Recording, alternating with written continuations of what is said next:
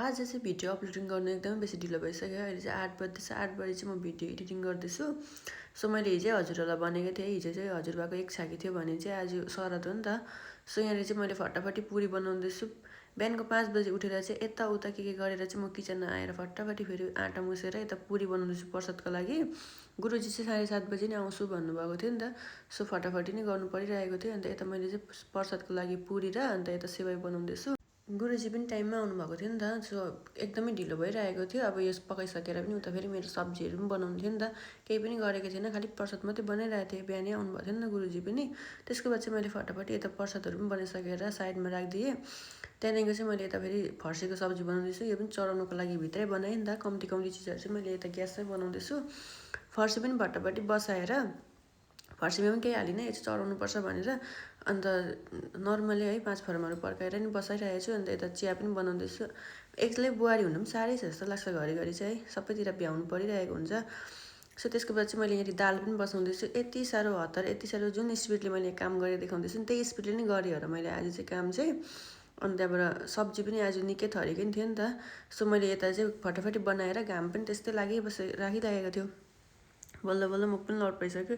Video चाहिँ यस्तो fast हुँदैछ कि फटाफटी बोल्नु पर्दैछ नि त। त्यसको बाद चाहिँ मेरो फर्सी पनि पाकेर रेडी भएको थियो। यता दाल पनि मैले निकालिसकेको थिएँ है। दाल चाहिँ मैले 2 कुकर बनाएको थिएँ नि त। त्यसको बाद चाहिँ दाल पनि मैले रेडी गरेर राखेँ। दालमा पनि त्यही घिउ अदुवा हालेर फिर्के लगाएर त्यतिकै राखिदिएको थिएँ नि त।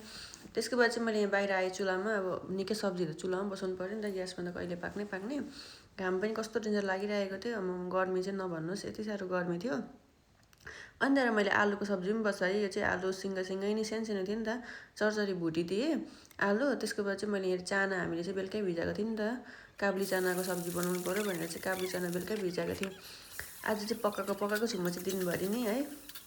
यहाँ चाहिँ बहिनी हेल्प गरिराख्नु भएको थियो। बहिनीले चाहिँ टमाटर प्याजहरू काटिदिनु भएको थियो नि त। त्यो चाहिँ मैले देखाउनु पाइनँ। त्यसको बाद चाहिँ मैले यहाँ काब्ली चाना पनि बसाउँदैछु। धुवा भइरहेको थियो, धुवामा कस्तो साह्रो परिरहेको थियो है।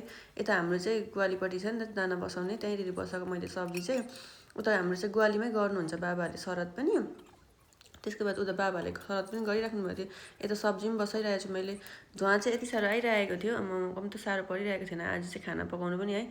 एक्लै भएर यता पनि भ्याउनु पर्ने उता पनि भ्याउनु पर्ने। फेरि बुहारी पनि भन्नुहुन्छ कहिले केही है। बुहारी हुनु पनि साह्रै छ। त्यहाँदेखिको चाहिँ यहाँ गुरुजीले मेरो भिडियो हेर्नुहुँदो रहेछ। मलाई चाहिँ देखाउँदैनौ भन्नुहुँदै थियो नि त। अन्त एकछिन गुरुजीसँग पनि रेला गरिकन आएँ। अन्त यता बहिनीहरूले चाहिँ अचारको लागि प्याजहरू काटिदिनु हुँदै थियो नि त। त्यसको बाद चाहिँ मेरो छोला पनि रेडी भइसक्यो। मैले चाहिँ यहाँनिर तातो पानीमा हालेको थिएँ, त्यो चाहिँ देखाउनु पाइनँ। त्यहाँदेखिको चाहिँ म यता गोर्खे अचार बनाउनुको लागि आएँ। गोर्खे अचारमा चाहिँ काँक्रा प्याज आलु थियो नि त है। मटर चाहिँ नहालेको गनाउँछ भनेर। यो गोर्खे अचारमा चाहिँ शरदको दिन बनाएको चाहिँ के हो नमिलेको हो पनि। अमिलै नहुने के, अमिलो नपुगेको कि पिरो नपुगेको कि। यहाँ पनि मैले चुक अमिलो काकाती सबै हालिसकेको थिएँ है। अमिलै नलागेको, अरूलाई पनि टेस्ट गरिदिन्छु।